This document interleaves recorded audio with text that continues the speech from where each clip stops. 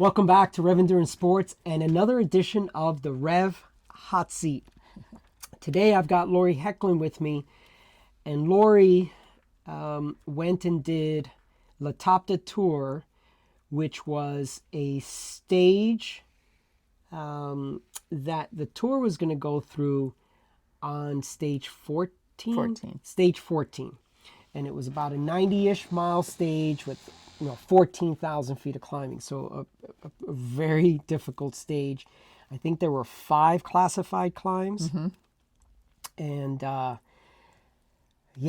so let's get into the results real quick, and then we'll get into some other stuff. So now, do you remember the overall number of contestants, male, female, everyone?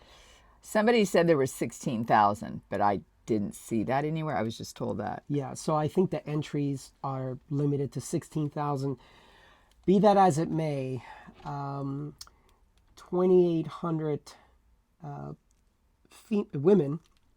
You were 90th overall of the women and first in your age group.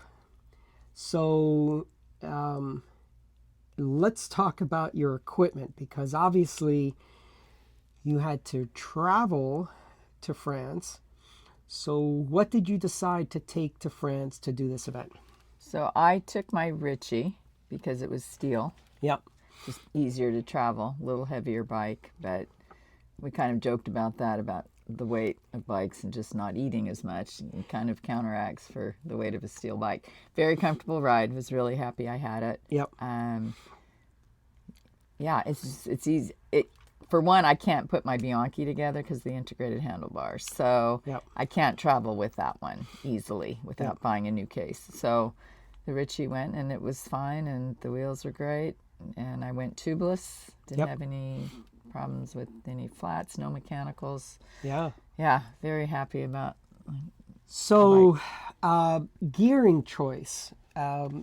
What do you know? Because I'm your mechanic, so I can fill in the blanks for you. But do you know what gearing you have on that bike? I know I have standard. Yep. Because all mine are standard. Yep. You have a 53? 5339. Yep. And then I have on the back of that one, I think I have a 32 on that one. Yeah, that's your Brevet bike, so you have a 32 cassette on there. So 1132 with a 5339. So we've done videos before about what type of crankset Lori uses, and what why we switched over to a standard crankset. There's been a lot of discussion there. And then Barbara, who there was a video just before this, she likes to have a compact crankset. You like to have a standard crankset. Yeah. So, some people like chocolate, some people like vanilla. What can you tell me about the grades? I mean, I saw a lot of stats talking about 8+% for, especially Jouplan. Jouplan? Yes, Jouplan. That one averages 8%. Yeah. For the whole climb. Mm-hmm. So there were a lot of sections where you're at 15%. I just kept thinking, double peak, here I am. So we train on all that. So it made it easy to, that is my forte. I actually had some really nice people who spoke English who could tell that I needed help getting through the valleys. Yeah. And they, said, come on, hop on, and we'll get you up to the next group. And then they'd say, do you want to stay here? You want to come with us? I'm like, I'm good. But yeah, that's where I struggled, was down in the valleys and get me on the climb.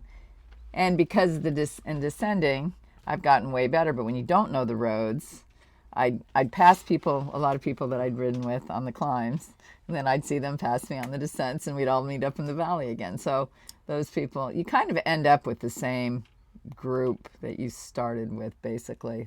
You find people that ride about like you do, and then you stay together. And everybody speaks a different language, so there's just that's how PvP will be too. So it's neat. It's neat to experience that. Yeah, so I envision, because I haven't done one of these La Top events, but I envision it's just like when you watch the tour and you have the GC contender has to be in the wheels, behind their domestique, through the valleys to save energy, then dropped off at the base of the climb so that they can do their climb at their pace because that's their strength. So I would imagine that you having to find a group to get through the valley, to get to the base of Yeah. another climb to then, yeah. And they did time all the climbs. I haven't actually broken that down and looked at Oh, them. so they climbed. They did timed all. each of the Okay. climbs. So I have a certificate that they print out for you, and then Oh. it shows you the 5 climbs Oh, that's with cool. the time for each certificate. I mean, each climb. I didn't look at that and see how I compared on the climbs. I did have somebody say that it looks like I've climbed faster. But after 5 climbs, you do tend to slow down a tad from Yeah. what your normal climbing ability would be. And it was 102. Right. I was going to talk about do have weather, heat, but I yeah. was also going to talk about fueling. So let's talk about weather, because all of us that watched the tour know that these guys were basically taking a bath while riding their bikes. I Yeah. mean, they were just pouring water all over themselves. And it was 10 degrees cooler the day they came through on that stage, thank goodness, than the day we did. It was 102 the day that I did it. And I do well in heat up to about 90. It doesn't bother me. After 90, you start feeling the heat. So what about fueling? Like, at each one of the controls, were you able to get? Because I know I didn't stop at any of the controls. well, we're going to get to that. Okay. But I was talking about, yes, actually, I guess that would make sense. Because I just wonder what kind of electrolytes, what kind of stuff you would have had to take just to keep yourself from cramping. I didn't cramp, which was amazing. I didn't cramp. I used your fuel. Yeah. I had that along with that for flavor. I Yeah. forget what that one is. And Yeah. then I had put a stick of the element in for the electrolytes, and I doubled up on my electrolyte tablets that morning. And that's about it. I did at Big Bear. I did pickle juice every chance I had pickle juice, because I didn't cramp at Big Bear either. Yeah. Although that wasn't that hot. Yeah. But yeah, I didn't cramp, and I don't know if it's just my effort wasn't quite as extreme as it's been. Yeah, so let's talk about this, because I don't know if you planned it this way, but it became your strength. Your stop time was how much for the entire event? I think 4 minutes. 4 minutes. For 7:15 was my total time. 7:15. So 7 hours, 15 minutes. And 4 hours stop time. 4 minutes, not 4 What did I say? Oh, I'm so sorry. 4 minutes. 4 minutes. That would stop be a time. lot. Yes, it would. Yes, it would. So 4 minutes, and then how much back was the second place rider to you? 55 minutes. 55 minutes. So I've said this before in a lot of my videos. Time off the bike is time you never, ever get back. I mean, no matter how strong you are, you just don't get that time back. You were off the bike 15 minutes. I mean, that's time you lost. How were you able to ride that long, calorie-wise, hydration-wise, 100-degree heat? How were you able to ride 7+ hours with only 4 minutes of stop time? I believe I had 2 bottles. Mm-hmm. So I had all the calories in my bottles. I don't think I had any food. I'm trying to remember. I don't think I ate anything. I think I got all my calories from the 2 bottles. And then when I got before the last climb was where I stopped at the top of the 4th climb. I stopped there to just top off my bottles to get me through the 5th climb. Right. And I grabbed some food that I thought would be tasty, but it wasn't. So What I do you know what it was? was? Was it real food, or was it like It energy was. packages? It was real food, and I thought it would be good because it's European, and some of their stuff is really good, but it just didn't hit the spot, so I threw it away. Felt bad for throwing food away. Well, I'm thinking about our no rides. I guess I'm leaning more towards, because of what we do and we train. Do you find that that's helpful? Because for sure, psychologically or physically or whatever. You Can you explain on that? Yeah, because Expound on that.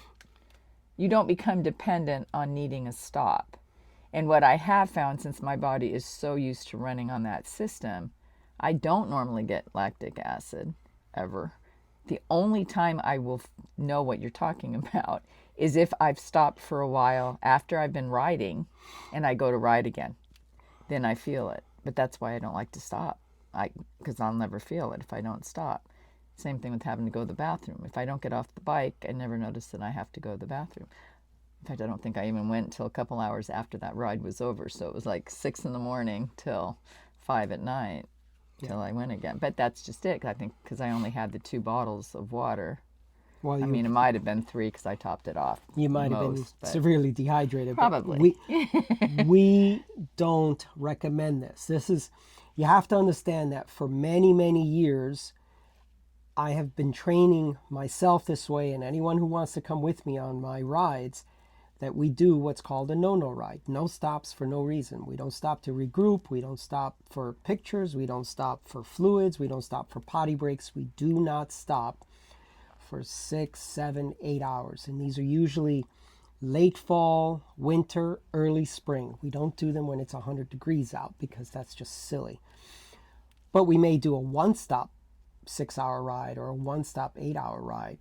But anyway, this ability to ride these long distances, time frames, without needing to stop, put you 55 minutes ahead of the other person, the other rider. Right. Yeah. Because even if both riders are equally as strong, you get off the bike to potty break or refuel, you're going to lose time.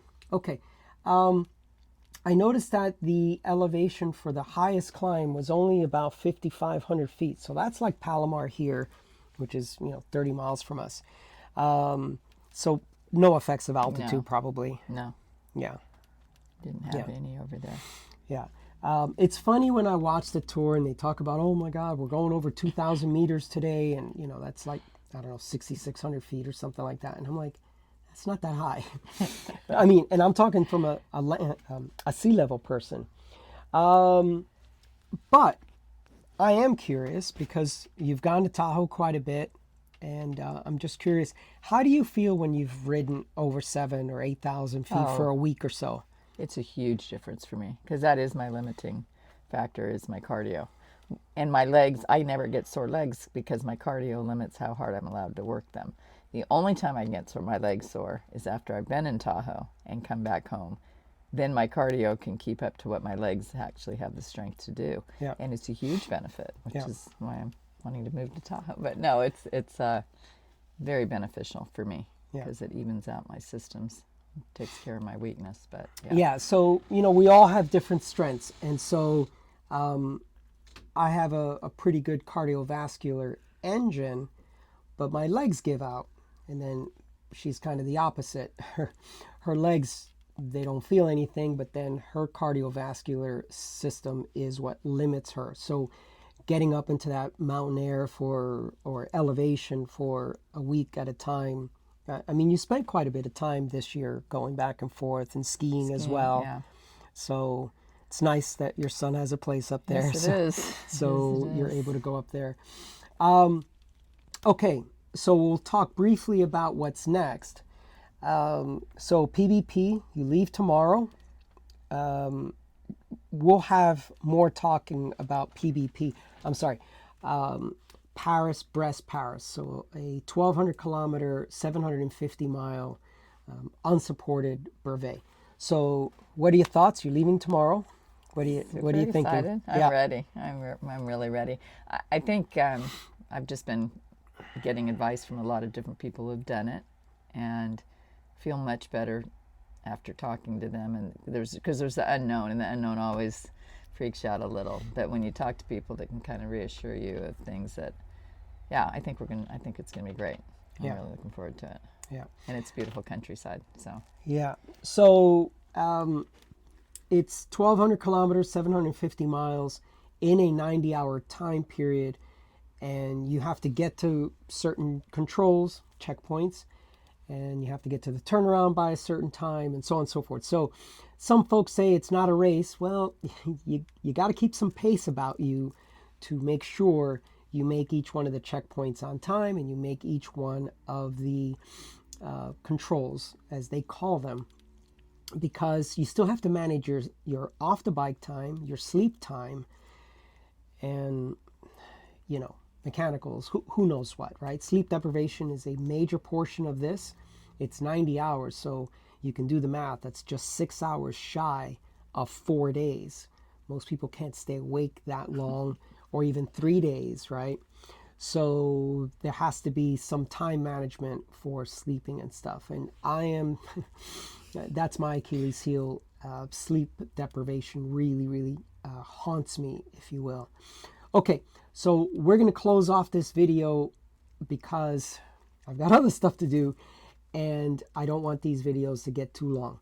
So please like and subscribe. If you'd like to follow our PvP adventures, I could be doing some videos when I head over there. Line. We'll be waiting in line for food. You can do a video. Yeah, I just don't know what the Wi-Fi situation is. I don't know what the upload speeds are going to be. Maybe it'll just be a huge dump of videos when I get back to good Wi-Fi. But please like and subscribe. Please hit that notification bell so you know when I've posted a new video. In the meantime, we'll see you up the road.